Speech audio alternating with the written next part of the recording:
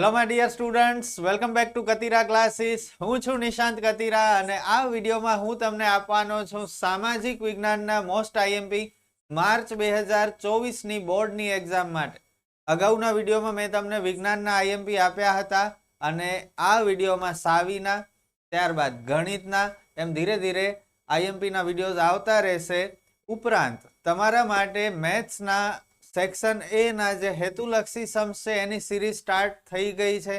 તમને ખ્યાલ હશે, ન જોયા હોય વિડીયો તો આ વિડીયોના ડિસ્ક્રિપ્શનમાં હું લિંક મૂકી દઉં છું, ત્યાંથી પણ મળી જશે.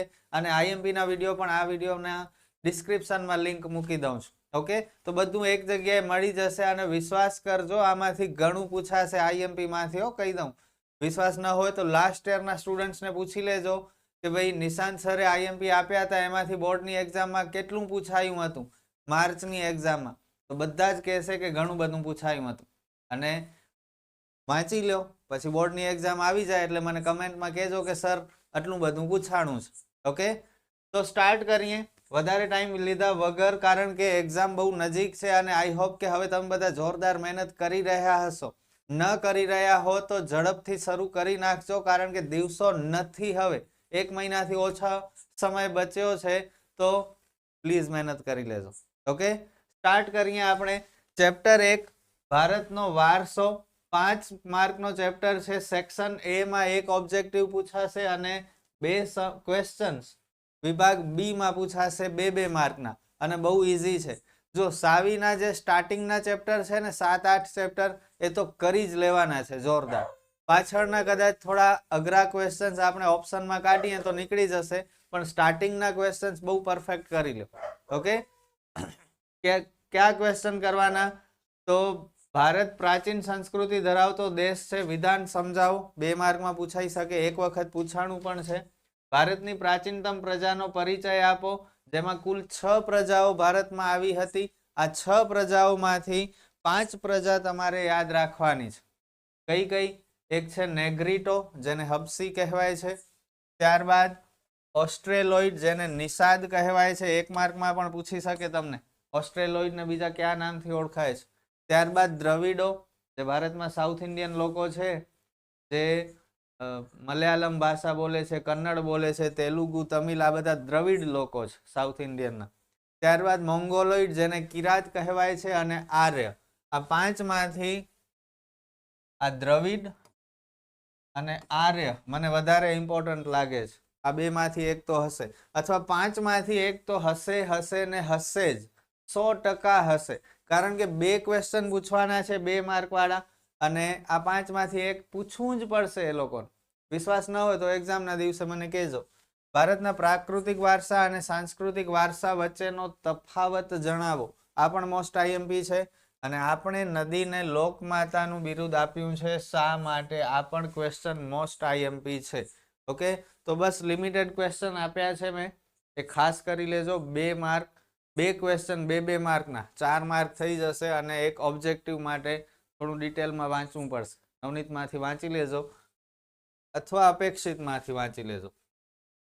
બીજો ચેપ્ટર ભારતનો સાંસ્કૃતિક વારસો, પરંપરાઓ, હસ્ત અને લલિત કલા. થોડો મોટો ચેપ્ટર છે પણ ઈઝી છે. પહેલી પરીક્ષાથી તમે આ કરતા આવ્યા છો એટલે હું તમને સલાહ આપીશ કે આ કરી લેજો, જલ્દી યાદ રહી જશે. માનવ જીવન અને માટી વચ્ચેનો સહસંબંધ જણાવો. ભારતની એક કલા તરીકે ચર્મ ઉદ્યોગનો પરિચય આપો. ચર્મ ઉદ્યોગ એટલે ચામડાનો ઉદ્યોગ. ભારતની એક કલા તરીકે કાષ્ઠકલા, કાષ્ઠકલા એટલે લાકડા વિશે લખવાનું છે. લાકડાનું કામ જે ભારતમાં થાય છે તે, ફર્નિચર ને રમકડા ને એ બધું. ભવાઈ વિશે ટૂંકી માહિતી આપો. આ તો પૂછાઈ જ શકે, વારંવાર પૂછાય છે ભવાઈ, અને આ વર્ષે પણ પૂછાશે. રંગલો અને રંગલી 2 પાત્ર હોય, ખ્યાલ છે ને? અને એમાં નાટક સ્વરૂપે, કોમેડી સ્વરૂપે અહીં એક મેસેજ આપવામાં આવે, સામાજિક કુરિવાજો અટકાવીએ એવો એક મેસેજ હોય. બહુ સરસ નાટક હોય છે. પહેલાના સમયમાં હતા, હવે તો થતા નથી. ગુજરાતના ગરબા અને ગરબી વિશેની સમજ આપો. ગુજરાતના આદિવાસી નૃત્ય વિશેની માહિતી આપો. બેવડ ઇક્ત એટલે શું? 2 માર્કમાં પૂછાઈ શકે. બહુ સ્મોલ ક્વેશ્ચન છે. પાટણના પટોળાની વાત કરવાની છે. બંને જગ્યાએ પહેરી શકી, આગળ પાછળ.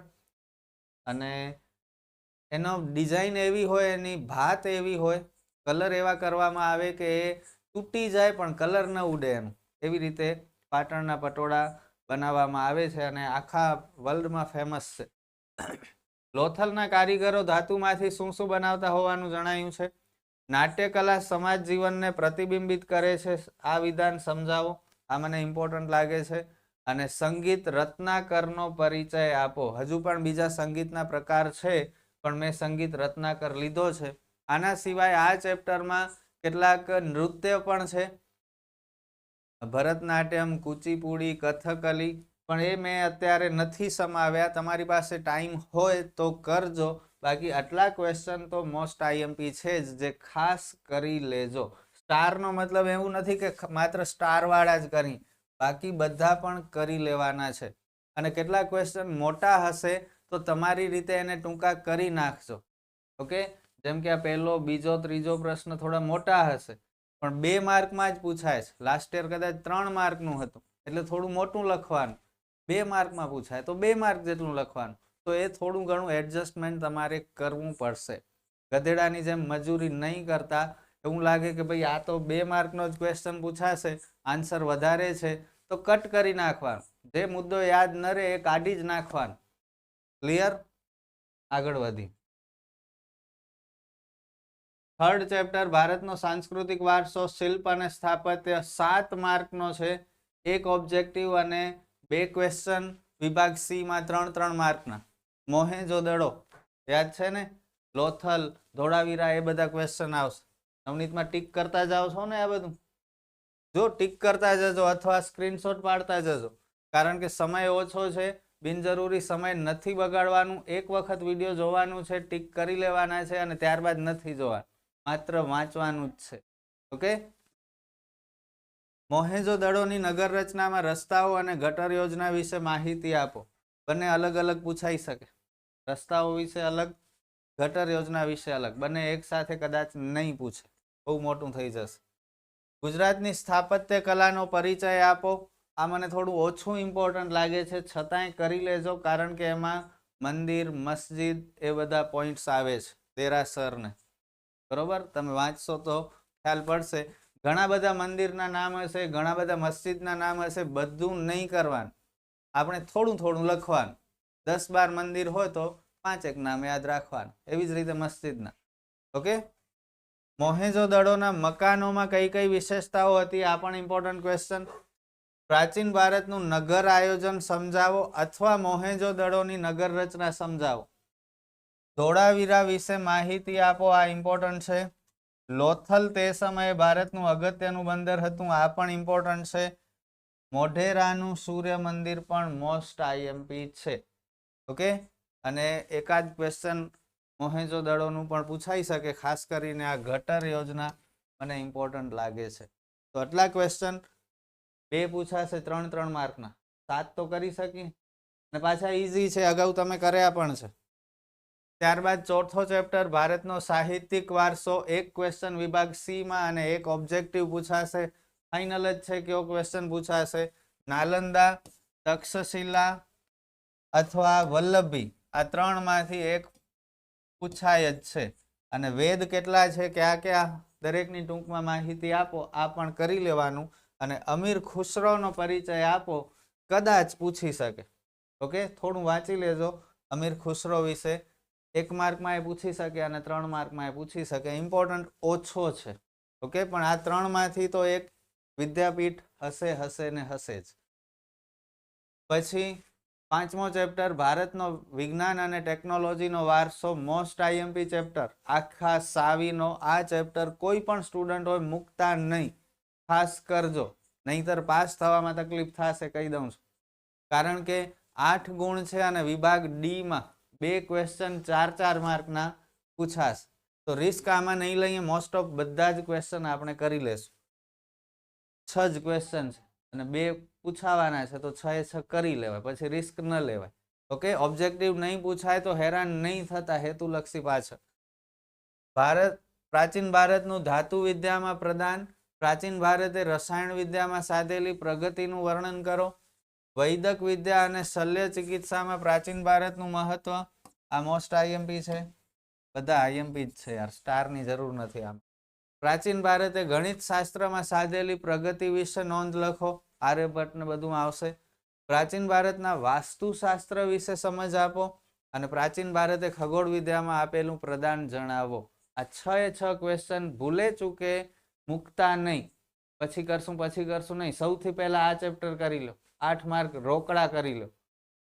ઓકે, પાસ થવા માટે કામ આવશે, ખાસ કરીને નબળા વિદ્યાર્થીઓ. ત્યારબાદ 6થો ચેપ્ટર ભારતના સાંસ્કૃતિક વારસાના સ્થળો, 4 માર્ક.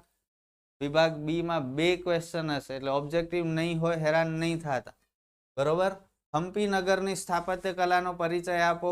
પૂછાઈ શકે, એટલો ઇમ્પોર્ટન્ટ નથી પણ પૂછાઈ શકે, કારણ કે ટેક્સ્ટ બુકનો છે, બાજુમાં ફૂદડી છે એટલે મેં લીધો છે. તાજમહલ તો વારંવાર પૂછાય જ છે અને નવનીતમાં જોશો તો થોડું મોટું વધારે લખાણ છે. આપણે 2 માર્કમાં પૂછવાનું છે તો એટલું બધું નહીં લખવાનું, થોડા મુદ્દા કાઢી નાખવાના.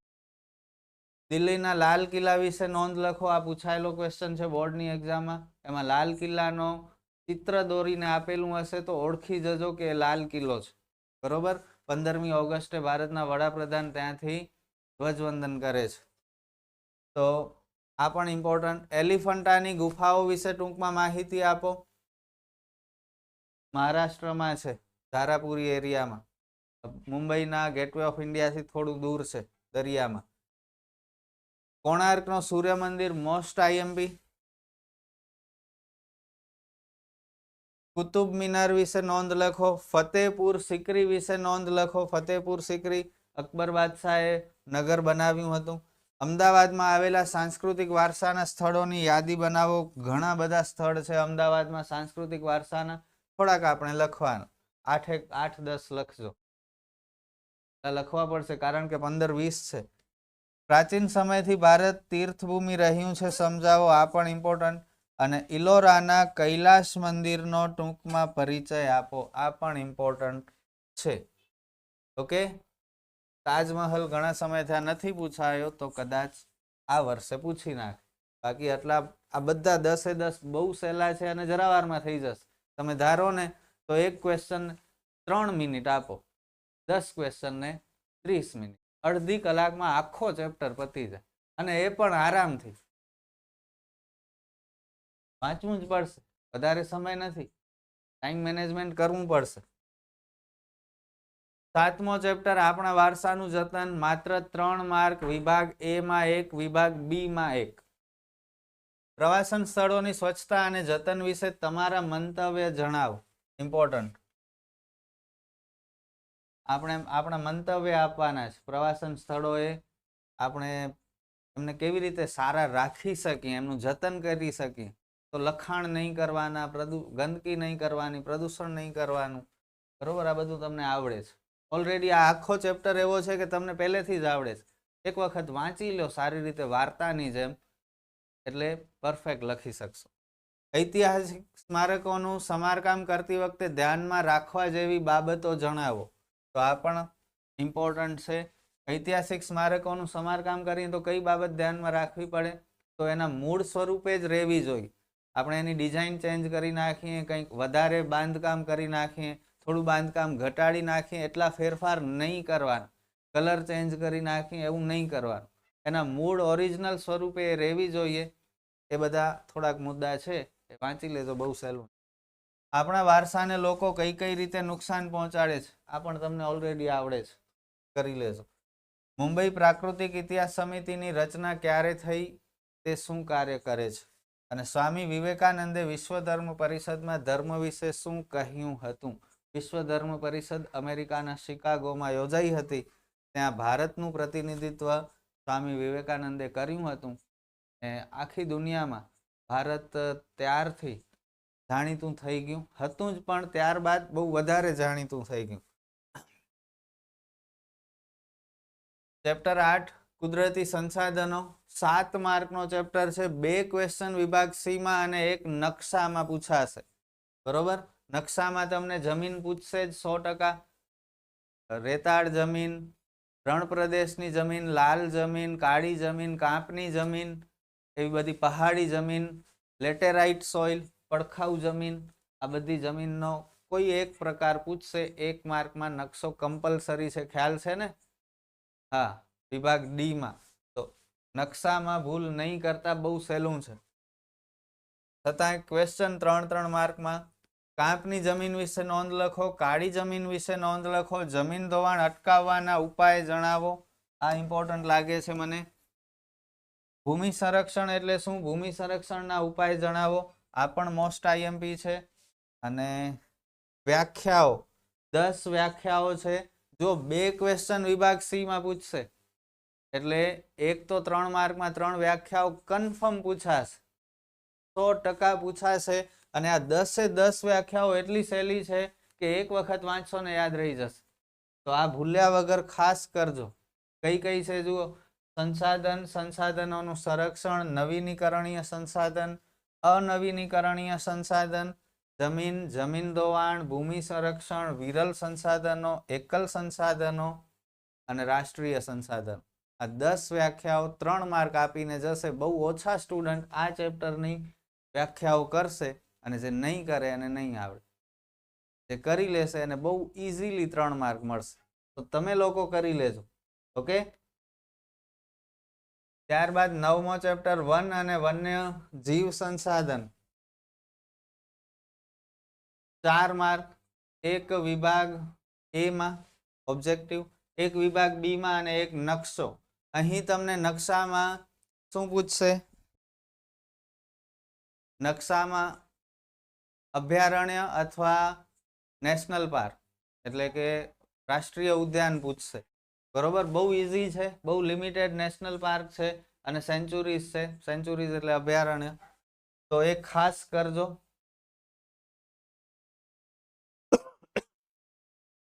લુપ્ત થતા વન્યજીવ વિશે નોંધ લખો. અભયારણ્ય એટલે શું? રાષ્ટ્રીય ઉદ્યાન એટલે શું? નિર્વનીકરણની અસર જણાવો અને વન્યજીવોના વિનાશના કારણો જણાવો. 2 માર્કમાં પૂછાશે તો 2 માર્ક જેટલું જ લખજો. ઓકે, વધારે નહીં લખતા. હજી એક ક્વેશ્ચન છે, જૈવ આરક્ષિત ક્ષેત્ર એટલે શું? એ પણ તમે કરી શકો છો. આ જ ચેપ્ટરમાં જ અત્યારે મને યાદ આવે છે, કહું છું જૈવ આરક્ષિત ક્ષેત્ર એ ખાસ કરી લેજો. ઓકે. ત્યારબાદ 10મો ચેપ્ટર ભારત કૃષિ. 2 ક્વેશ્ચન વિભાગ ડી માં પૂછશે, યાદ રાખજો. 2 ક્વેશ્ચન આ ચેપ્ટરના 10માના, 2 ક્વેશ્ચન 5માના, એટલે 8 ક્વેશ્ચન જો તમે કરી લો, 4 ક્વેશ્ચન, તો 16 માર્ક તો તમારા થઈ ગયા. અને નકશો કમ્પલસરી છે, કરવું જ પડશે. સમજાય છે? સમજજો શું કહું છું. 5મા ચેપ્ટરના 2 કરવાના, 10મા ચેપ્ટરના 2 કરવાના અને નકશો કરવાનો, એટલે વિભાગ ડી ના 20 માર્ક તમારા થઈ ગયા. હવે બાકી જે ચેપ્ટરના વિભાગ ડી માં ક્વેશ્ચન પૂછાય એ આપણે નથી કરવા જ નથી. આ પહેલેથી કરતા આવ્યા છીએ, પહેલી પરીક્ષા છે, આવડે છે, અનેક વાર વાંચેલા છે, લખેલા છે એક્ઝામમાં, તો એ જ કરાય ને. શા માટે હવેના જે આગળના ચેપ્ટર આવશે એના કરી ભૂલ નહીં કરતા એવી. ભારતમાં ખેતીના મુખ્ય પ્રકાર કેટલા છે અને કયા કયા છે? ગમે તે 4 પ્રકાર પર નોંધ લખો. મને આ ક્વેશ્ચન આ વર્ષ માટે મોસ્ટ આઈએમપી લાગે છે. 9 માર્કનો છે. એક નકશો પણ પૂછાશે, કોઈ પણ એક ખેતીનો પાક પૂછશે તમને આ ચેપ્ટરમાંથી. ભારતમાં કૃષિ ક્ષેત્રે આવેલા ટેકનોલોજીકલ સુધારા 100% પૂછાઈ શકે. ભારતમાં કૃષિ ક્ષેત્રે થયેલા સંસ્થાગત સુધારા જણાવો. આ કદાચ લાસ્ટ યર 2023માં પૂછાયો હતો. ડાંગરના પાક માટે કયા અનુકૂળ સંજોગો જરૂરી છે? તેનું નોંધપાત્ર ઉત્પાદન કરનારા ભારતના રાજ્યના નામ જણાવો. આ પણ મોસ્ટ આઈએમપી. ઘઉંના પાક માટે કયા સંજોગો અનુકૂળ છે? તેનું નોંધપાત્ર ઉત્પાદન કરનારા ભારતના રાજ્યોના નામ જણાવો. ચા અને કોફીના પાક માટે કયા અનુકૂળ સંજોગો જરૂરી છે? તેનું નોંધપાત્ર ઉત્પાદન કરનારા ભારતના રાજ્યના નામ જણાવો. તફાવત આપો. ખરીફ પાક, રવિ પાક એટલો ઇમ્પોર્ટન્ટ નથી, 2 માર્કમાં પૂછાય. 2 માર્કનો કોઈ ક્વેશ્ચન છે નહીં, તો આ નહીં પૂછાય. વિવિધ કૃષિ પદ્ધતિઓ સવિસ્તર સમજાવો. આ એકવાર વાંચી લેજો, એટલો ઇમ્પોર્ટન્ટ નથી લાગતો મને. બરોબર, પહેલા 5 ક્વેશ્ચન મને ઇમ્પોર્ટન્ટ વધારે લાગે છે અને એમાંથી જ પૂછાઈ જશે 2 ક્વેશ્ચન. 99.99% કોન્ફિડન્સથી કહું છું. ક્લિયર? આગળ વધીએ. ટિક માર્ક કરી લીધા છે. સ્ક્રીનશોટ લેવું હોય તોય લઈ શકો છો, અથવા બેટર છે નવનીત હાથમાં રાખો અને ટિક કરતા જાઓ. 11મો ચેપ્ટર ભારત જળ સંસાધન 4 માર્કનો છે અને 4 સેક્શન એ માં પૂછશે. વિચાર તો કરો, 4 ઓબ્જેક્ટિવ છતાં એક મેં આ ક્વેશ્ચન રાખ્યો છે, બહુહેતુક યોજનાનું મહત્વ, કારણ કે મોસ્ટ આઈએમપી છે. અગાઉના વર્ષોમાં વારંવાર પૂછાતો. એવો કોઈ પેપર નહોતો કે જેમાં આ ક્વેશ્ચન ન પૂછાયો હોય. કદાચ એ લોકો પેપર પેટર્નમાં ચેન્જ કરે લાસ્ટ મોમેન્ટ ઉપર, અને આ ચેપ્ટરમાંથી એક વિભાગ બી માં પૂછે તો આ ક્વેશ્ચન પૂછશે. કરી લેજો, વાર નહીં લાગે, 2 થી 3 મિનિટ લાગશે. ઓકે, બાકી 4 સમજી શકો છો ને? 4 ઓબ્જેક્ટિવ પહેલા આ કરી લેવાય. ઓબ્જેક્ટિવ 4 માર્ક કન્ફર્મ કરી લેવાય. વીક સ્ટુડન્ટ ભૂલ્યા વગર કરજો. 12મો ચેપ્ટર ભારત ખનિજ અને શક્તિના સંસાધન, કુલ ગુણ 5, એક ઓબ્જેક્ટિવ, 2 ક્વેશ્ચન વિભાગ બી માં. હવે અહીંયાથી થોડું લેવલ વધતું જશે હો ક્વેશ્ચનનું, થોડા અઘરા થતા જશે, યાદ રાખવામાં તકલીફ પડે એવા. એટલે બેટર છે કે સ્ટાર્ટિંગના જે ચેપ્ટર હતા ને એના ઉપર વધારે ભાર આપજો, એ વધારે સહેલા છે યાદ રાખવા માટે. લોખંડ વિશે વિસ્તારપૂર્વક માહિતી આપો, તો આ થોડો મોટો ક્વેશ્ચન છે, પણ એમાં તમારે શું કરવાનું, લોખંડના પ્રકાર, લોખંડ ભારતમાં કયા સ્થળે મળે છે એ, અને લોખંડના ઉપયોગ, એટલું ઇનફ થઈ જશે. બિનજરૂરી યાદ નહીં રાખતા. ઓકે, નવનીતમાં પહેલો જ પ્રશ્ન છે કદાચ. કોલસા વિશે વિસ્તારપૂર્વક માહિતી આપો. આ પણ એવો જ છે, બહુ મોટો જવાબ છે, બધું નથી વાંચવાનું. કોલસાના પ્રકાર, તેના ઉપયોગ અને તેના ભારતમાં પ્રાપ્તિ સ્થાન, એટલું કરજો માત્ર. ઓકે, ઉત્પત્તિ કરવી હોય તો કરી શકો છો. 2 માર્કમાં વધારે નથી લખવાનું, તો જરા મગજ વાપરજો. ખનિજોના વર્ગીકરણ વિશે લખો, આ પણ ઈઝી છે. મેંગેનીઝના ઉપયોગ જણાવો. આધુનિક યુગને ખનિજ યુગ કહેવાય છે, શા માટે? આજના સમયમાં ખનિજો રાષ્ટ્રના આર્થિક વિકાસની કરોડરજ્જુ ગણાય છે. સાથી તાંબાની ઉપયોગિતા, અબ્રખ વિશે સમજાવો, અને ચૂનાના પથ્થરના ઉપયોગો જણાવો. તો આટલા ક્વેશ્ચન ચેપ્ટર 12 માંથી કાંઈ પણ પૂછાઈ શકે છે.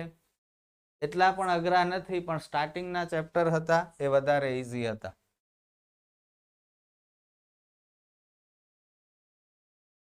તેરમો ઉત્પાદન ઉદ્યોગો, 5 માર્ક, 2 ક્વેશ્ચન વિભાગ બી માં અને એક નકશો. ઓબ્જેક્ટિવ નથી, હેરાન નહીં થતા. ઓકે, પર્યાવરણીય અતિક્રમણને રોકવાના ઉપાયો લખો. ભારતના રેશમી કાપડ ઉદ્યોગ વિશે નોંધ લખો. પર્યાવરણીય અતિક્રમણ ઇમ્પોર્ટન્ટ છે. ભારતના ઊની કાપડના ઉદ્યોગ વિશે માહિતી આપો. નકશામાં પૂછે ઊની કાપડ. ઊની કાપડ પંજાબમાં વધારે થાય છે, ગુજરાતમાં પણ થાય છે, પણ પંજાબમાં આપણે નકશામાં પૂરવાનું. રેશમી કાપડ ગુજરાતમાં પણ પૂરી શકો છો, સાઉથમાં પણ કરી શકો છો. ભારતના ખાંડ ઉદ્યોગ વિશે નોંધ લખો, આ ઇમ્પોર્ટન્ટ. ઉત્તર પ્રદેશમાં, મહારાષ્ટ્રમાં, આ બંને જગ્યાએ ખાંડ બહુ વધારે થાય છે. સ્પેશિયલી મહારાષ્ટ્ર લખવાનું, ખાંડ કહેતો. કોલ્હાપુર, સોલાપુર, આ બધા વિસ્તારો છે, ત્યાં ખાંડની ફેક્ટરીઓ આવેલી છે, એટલે ત્યાં ખાંડનું ઉત્પાદન પણ, શેરડીનું ઉત્પાદન પણ ત્યાં વધારે થાય. ઓકે, શેરડી પૂછે તો મહારાષ્ટ્ર, ખાંડ ઉદ્યોગ પૂછે તો મહારાષ્ટ્ર. આપણા ગુજરાતમાં પણ બારડોલીમાં, સુરત પાસે ખાંડની ફેક્ટરીઓ છે. ભારતના સિમેન્ટ ઉદ્યોગ વિશે ટૂંકમાં માહિતી આપો. ખાંડ અને ખાંડસરીના કારખાના ક્યાં સ્થપાયા છે? ભારતના સુતરાઉ કાપડ ઉદ્યોગની સામે કઈ કઈ સમસ્યાઓ છે?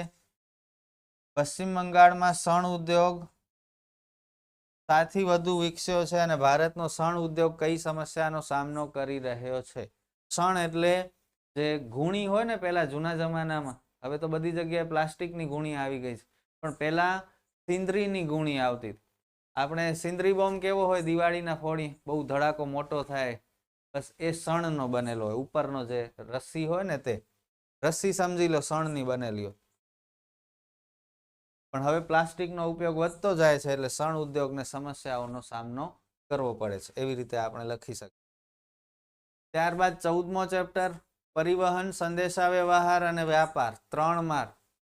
3 ઓબ્જેક્ટિવ પહેલા કરજો આ ફરીથી કહું છું મૂકતા નહીં સૌથી પહેલા આ ચેપ્ટર ત્યારબાદ આ 11મો ચેપ્ટર 4 માર્ક 4 ને 3 7 અને સામે આ 4 11 માર્ક તમે ધારો ને તો અડધી કલાકનું કામ છે તમારા માટે 11 માર્ક આના લઈ લો ને 20 માર્ક તમે વિભાગ ડી ના લઈ લો પાસ એક 5મો ને 10મો ચેપ્ટર કરી લો ને થોડું નકશામાં ધ્યાન આપી દો એટલે 27માં પાસ વિચાર કરો રમતા રમતા એક દિવસમાં પાસ થવાય તો 15મો ચેપ્ટર આર્થિક વિકાસમાંથી પણ 4 ઓબ્જેક્ટિવ પૂછાશે ઓબ્જેક્ટિવમાં 1 માર્કના ક્વેશ્ચન કરજો અને વ્યાખ્યા પણ કરજો આ બધા ચેપ્ટરમાંથી મૂકતા નહીં નહીતર વળી અટકી જશો આર્થિક ઉદારીકરણ અને વૈશ્વિકીકરણ કુલ 4 માર્ક એક ઓબ્જેક્ટિવ એક વિભાગ સી માં ખાનગીકરણના લાભ અને ગેરલાભ જણાવો મોસ્ટ આઈએમપી વિશ્વ વ્યાપાર સંગઠન એટલે શું તેના ધ્યેય જણાવો ઉદારીકરણનો અર્થ આપી તેના લાભ અને ગેરલાભ જણાવો વૈશ્વિકીકરણના લાભ અને ગેરલાભ જણાવો અને ભારતીય અર્થતંત્ર પર વૈશ્વિકીકરણની અસર વર્ણવો આ 3 ક્વેશ્ચન મને ઇમ્પોર્ટન્ટ વધારે લાગે છે બાકી બધા ઇમ્પોર્ટન્ટ જ છે પણ આ 3 ક્વેશ્ચન ક્લિયર ચલો ત્યારબાદ 17મો આર્થિક સમસ્યાઓ અને પડકારો ગરીબી અને બેરોજગારી વિભાગ ડી માં 2 ક્વેશ્ચન 8 માર્કના આવું કેમ થયું કુલ ગુણ 4 કેમ છે કુલ ગુણ 8 જોઈએ આના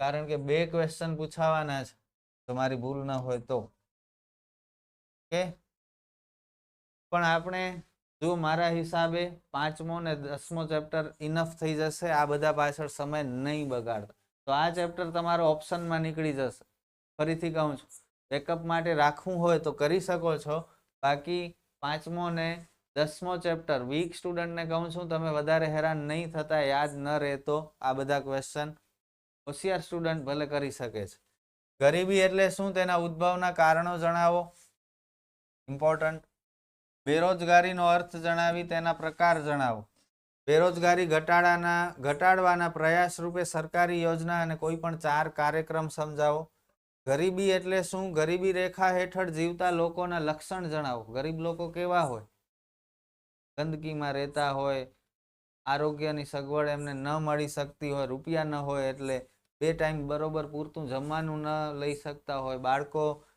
કામ કરતા હોય સ્કૂલે ન જઈ શકતા હોય તો આ બધા લક્ષણો છે થોડું વાંચી લેજો સહેલો છે બેરોજગારીના કારણો જણાવો બેરોજગારીની અસરો જણાવો શ્રમ શક્તિના આયોજન માટે કયા કયા પગલાં ભરી શકાય આટલા ક્વેશ્ચન છે ત્યારબાદ 18મો ચેપ્ટર ભાવ વધારો અને ગ્રાહક જાગૃતિ 7 માર્કનો એક ઓબ્જેક્ટિવ અને એક વિભાગ સી જો આ ચેપ્ટર 17માં ઓબ્જેક્ટિવ નથી તો હેરાન નહીં થતા 2 જ ક્વેશ્ચન વિભાગ ડી માં છે તો મારા હિસાબે આખો ચેપ્ટર ઓપ્શનમાં નીકળી જશે અને ખોલજો જ નહીં ભાવ વધારો અને ગ્રાહક જાગૃતિ ભાવ વધારાના કારણોની ચર્ચા કરો ભાવ નિયંત્રણ શા માટે જરૂરી બન્યું છે ગ્રાહકોનું શોષણ કઈ કઈ રીતે થાય છે ગ્રાહકનું શોષણ થવાના કારણો જણાવો ગ્રાહક સુરક્ષા અધિનિયમ અંતર્ગત ગ્રાહકના અધિકારો સવિસ્તાર સમજાવો ગ્રાહકોની ફરજો સવિસ્તાર સમજાવો